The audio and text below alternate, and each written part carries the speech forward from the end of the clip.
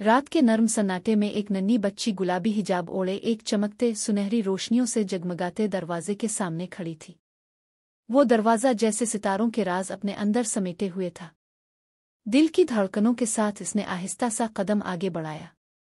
लम्हा भर में इसके सामने एक ऐसी दुनिया खिल गई जिसका ख्वाब भी कभी न देखा था। रंगों से भरा हुआ आसमान, जगमगाते फूल और परों से कौस व कज़ा बखेरती तितलियां, ये सब इसे खुश आमदीद कह रहे थे। अचानक कई नन्ही परियां आसमान से उतर आईं। उनके हाथों में रोशन दिए थे, जैसे जुगनुओं ने अपनी रोशनी जमीन पर निछावर कर दी हो। एक शीशे का पिल हुआ में नमूदार हुआ और बच्ची के कदम इस पर पड़ते ही फूलों की खुशबू हर तरफ फैल गई। एक नर्म दिल परी ने इसका हाथ थामा और इसे एक ऐसे बाग में ले गई जहां गुलाबी और जामनी फूल आसमान को छूने लगते थे। बच्ची की आंखों में हैरत थी और खुशी से इसने ताली बजाई। जवाब में परियां उन फूलों की पत्तियों पर रक्स करने लगे। रंगीन तितलियां इसकी हथेली पर उतर आईं और परियों ने फूलों का ताज बनाकर उसके सर पर रखा। फिर इसे एक झूले पर बिठाया गया जो बैलों और फूलों से बाना गया था। झूला जैसे हुआ के साथ अलिफा रहा हो और परियां उसके गिर्द रोशनी के दायरे बनाती जा रही थीं।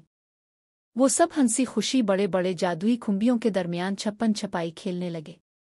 आसमान पर चांद इतना रोशन था कि लगता था जैसे जमीन पर आतर आया हो।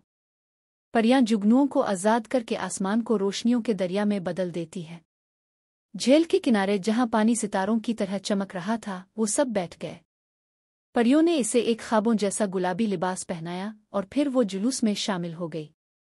जुलूस रोशनियों का तूफान था, चराग, रंग और मौसीकी हर समत गूंज रही थी। फिर परियों ने इसे एक चमकती हुई जादुई छड़ी दी जो रोशनी की किरणों को काबू कर सकती थी। आखिर में एक दमकते हुए हार को इसकी गर्दन में डाल दिया ताकि ये लम्हे हमेशा उसके दिल में जिंदा रहे। खुशियों से लबरेज मुस्कुराहट के साथ इसने परियों को अलविदा कहा। जादुई दरवाज़ा एक बार फिर जगमगाया और वो वापस अपनी दुनिया की तरफ पलट गई।